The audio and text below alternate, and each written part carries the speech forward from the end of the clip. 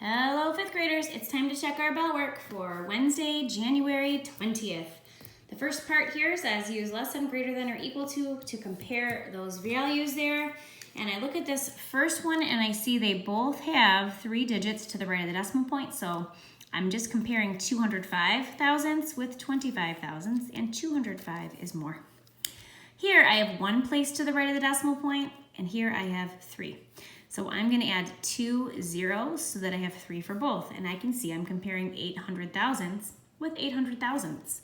Those are equal.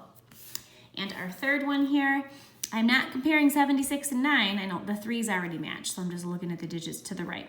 I see 2 digits to the right and only 1 here, so I'm going to add 1 there so that I have 76 hundredths and 90 hundredths, and 90 hundredths is greater. So I'll be sure to add those extra zeros in there so that your place values match the number of places that are to the right. Okay, yesterday we looked at addition and subtraction with decimals, but we had some math stories to go along with it. So we're going to practice that with 2 problems here. And this asks you to write an equation and then solve it. Here's our first one. When Bill got his kitten, she weighed 807 and 39 hundredths grams. She now weighs 1,918 and 7/10 grams more than she did when Bill first brought her home. How much does the kitten weigh now? So she weighed 807.39. Now she weighs 1,918.7 grams more than she did. So it's not how much she weighs now, this is how much more she weighed than when she first came home. So if we want to know how much the kitten weighs now, what do we have to do?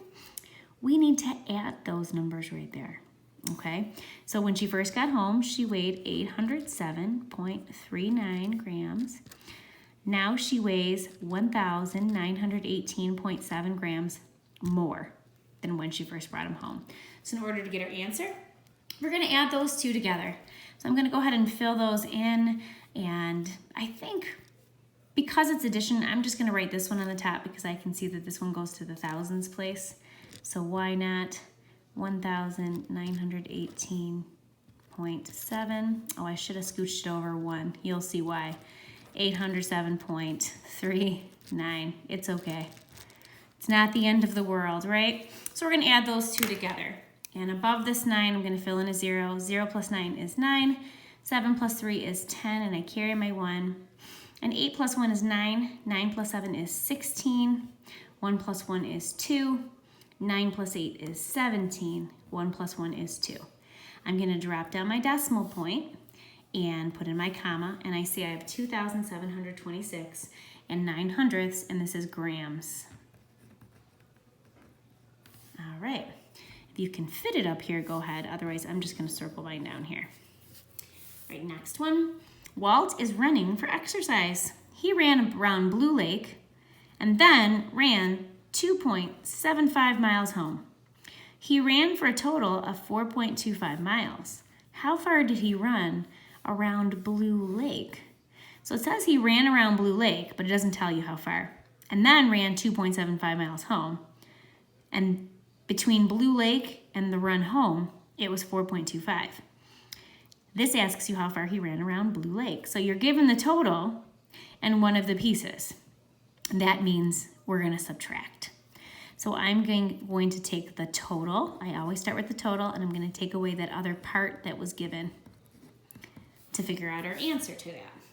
And we could use a variable for that, like an R for how far did he run, or a B for Blue Lake. Any letter you want will do, but I need to subtract these 2 values. I couldn't start with 2.75. I need to start with that total first and take the 2.75 away from it. Maybe you're thinking, well, I look at this as 2.75 plus question mark is 4.25. Yes, you could write this as an addition equation with one of your add-ends missing, but you'd still have to subtract to find out what that add-end was. So this will work. All right, I'm going to take my 4.25, and I want to subtract 2.75. It should be lined up just like that. Our decimal points are lined up, and 5 minus 5 is 0. I cannot take 7 away from 2. I have to borrow.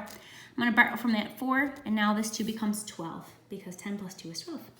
12 minus 7 is 5. I'm going to drop down my decimal point, and 3 minus 2 is 1. Excuse me. So that would be 1.50 or 1 in 50 hundredths miles. If this were multiple choice, you wouldn't see that. They would drop that 0, and you would see that R is 1.5. All right, that's it for your bell work.